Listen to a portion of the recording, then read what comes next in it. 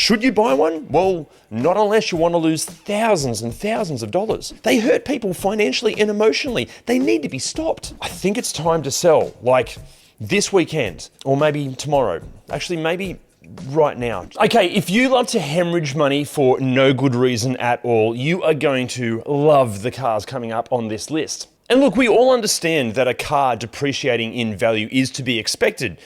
However, there are some cars that are doing quite the opposite at the moment, and we'll talk about those in our least depreciating brands and cars video. But if you would rather avoid losing thousands of dollars through depreciation, these are the cars that you need to steer clear of. Now, the criteria for this list, we are talking about cars between 2 and 7 years old. We're only focusing on the volume sellers, so a brand like Maserati, they're not going to be mentioned, although if you do want to avoid catastrophic levels of depreciation, maybe just avoid Maseratis. And we're talking about retained value from new. So in other words, if you bought one of these cars brand new, this is how much you can expect to lose. And while this list is based on the Australian market, no matter where you're watching this from, your local market will probably exhibit similar trends. Anyway, shall we get into this? Starting with number 10 with a retained value of 64.6%, it is Mercedes-Benz. Now, Merc's top 3 depreciating cars are in third, the god-awful GLS class.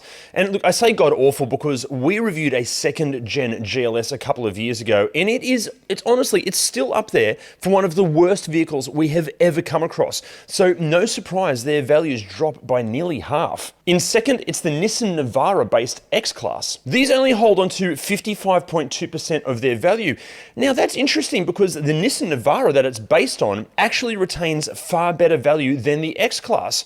So much for a fancy badge bringing any real-world value. But Merc's worst performer is actually the E-Class. These things on average drop 53.9% in value. And we're not saying it's a bad car, and we're sure there are thousands of owners out there that absolutely love them and have never had a problem, at least until it comes time to sell it, and then they'll most likely hate their E-Class. Okay, next up in 9th place, it's LDV. As a brand, on average, LDV retains 63.5% of their value, with the T60, D90, and G10 taking out the top 3 spots for the worst financial performers. Now, LDV might seem like one of the most affordable ways to get into vehicles in their respective classes, but when you take into account just how poor their resale value is, any money you've saved buying an LDV might just be eaten up by what it can lose in value over time. In 8th, with a retained value of 62.4%, it's another premium German brand. This time, it's Audi. The wonderful to drive, look at, be in, and live with Q8 takes Audi's 3rd worst spot by, on average, losing 46.5% of its value. The A5 comes in 2nd worst. It'll lose on average 47.9% of its value. But the worst performer is, interestingly, one of Audi's most popular cars. In fact, it could be regarded as the go-to Audi to buy. It's the A4. If you bought an A4 brand new, well, you can expect it to lose a ridiculous 53.1% of its value.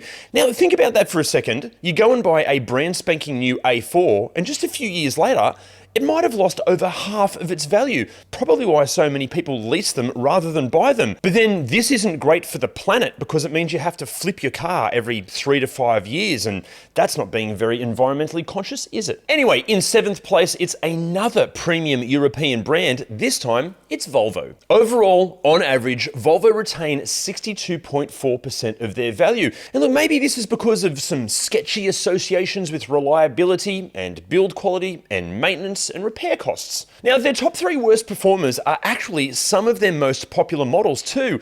The XC40, XC60, and XC90 take out 3rd, 2nd, and 1st places, with the big 7-seater losing more than half of its value. Could this prove that just because a car is stunning to look at inside and out, wonderful to drive, and loaded with features and technology, at the end of the day, none of this has any impact on its long-term value because maybe the fundamentals of just providing a reliable and affordable vehicle are simply more important. Now, taking out 6th place, it's a brand that we honestly thought would take out maybe one of the higher positions at the nasty end of the list.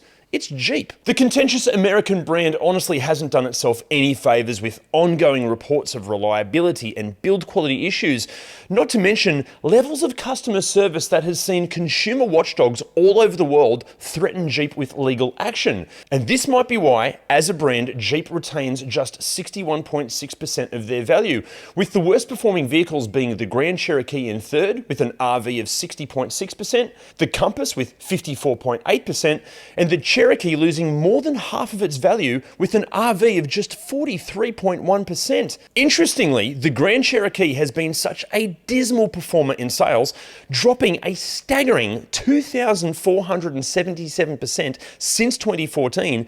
Jeep have decided to exit here in Australia. Should you buy one? Well, not unless you want to lose thousands and thousands of dollars. Before we get into the top 5, we need to say a massive thank you to Michael and the data crew from Cox Automotive for helping us crunch the numbers on this. Honestly, without you guys, we couldn't have made this video. And also a massive thank you to our partners Wipertech and Automotive Superstore for helping us keep the lights on so we can make these videos for you. Wipertech are simply the only wiper blades that we use and recommend, and when you get yourself a set via the link below, you're going to get 15% off and free express shipping. And then Automotive Superstore, what an absolute bunch of legends these guys are. They've got over 400,000 different parts and accessories. They ship Australia-wide, and if you're not sure what part is best for your car, simply type in your rego details and the website will filter down to the parts that best suit your car. And just like Wipertech, they're an awesome Aussie company. Check them out, the link is down below. Now back to the list, and in 5th place, it's yet another premium European brand. This time, it's BMW. On average, a BMW will retain just 60% of its value.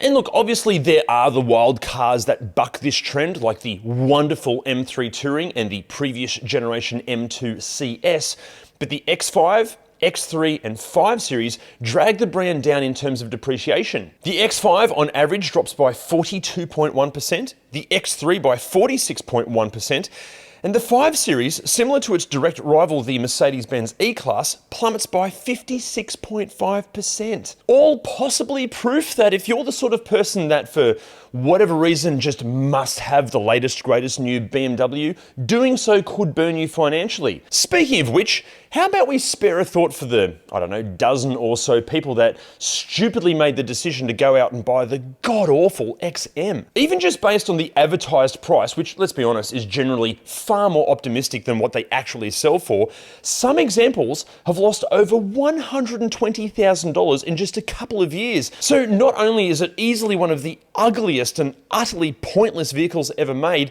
buying one could lose you over 100 grand. Okay, in 4th place, this one actually hurts me a little bit because I'm a bit of a fan of this brand, or at least their performance models. It's Renault. Actually, I unfortunately know that owning a Renault can potentially lose you thousands because of all the Megane RSs I owned. When it came time to sell, yeah, I lost thousands. And sadly, this trend seems to continue for the brand in general. Like BMW, on average, you can expect a retained value of 60%, with the worst performers being the Arcana retaining 66.1%, the Captur retaining 59.1%, and the X-Trail based Koleos retaining 55.7%. And just like the X-Class and the Navara, instead of buying a Koleos, financially you're probably better off just buying an X-Trail in the first place. Also, we need to make it clear, many of the cars that we're talking about on this list, like the Arcana actually, are not necessarily bad cars. They just suck when it comes to depreciation. Actually, the Arcana, it does kind of suck, but it's just such a vanilla car. I mean, Renault should just be giving us quirky and fun stuff, not yet another smallish crossover SUV that offers nothing special compared to all of the other 1,000 or so smallish crossover SUVs on the market. In other words, Renault, bring back the likes of the Clio and Megane RS models. Now to the top 3, or we should say the bottom 3. Look, no matter what it's called, this is an area of the list that no manufacturer wishes to be in. Now, the 3rd worst brand for depreciation, and look, I'm sure we all saw this one coming, yeah, it's Tesla. However, with how Tesla are performing at the moment, this could get so much worse. Overall, on average, Tesla as a brand retains just 55.8% of its value, with the Model Y losing 35.9% and the Model 3 46.5%. And look, obviously we can't predict the future, but the reason that we say things could get much worse for this brand is that we know of wholesalers that right now will no longer trade Teslas. Maybe it's just the lack of a decent charging infrastructure in Australia. Maybe the realities of EV ownership just aren't what people were expecting.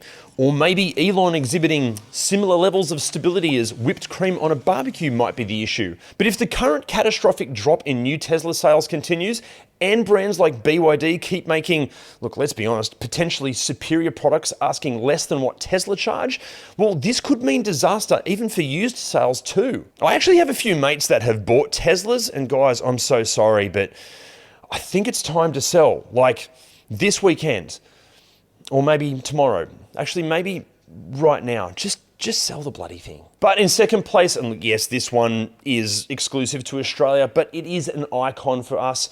Unfortunately, it's Holden. As a brand, the only light at the end of the tunnel comes from the real collectible stuff like the final V8 Commodores, and to a much lesser extent, the various Colorado. But unfortunately, all of the other models send the brand's values south, and I'm talking rapidly. Holden overall on average retain just 53.1%. But check out the top 3 worst performers, and they have all lost more than half of their brand new car value. The Equinox has lost 54% of its value. The Acadia, 54.7%.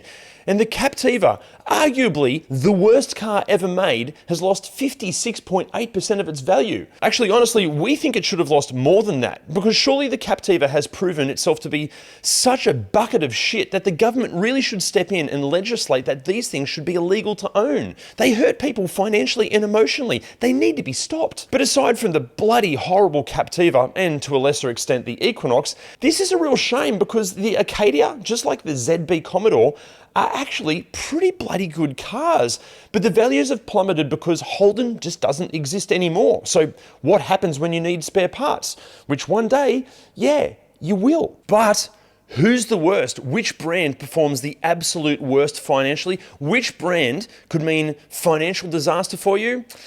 Unfortunately, it's our friends from France. It's Peugeot. Stunning design, loaded with features, absolutely wonderful to drive, but yet quite possibly a terrible decision for your net worth. As a brand, on average, Peugeot retains just 53.3% of its new value. And you know what models are to blame? It's the bloody SUVs. The 2008 comes in third worst. It has lost on average 37.5%.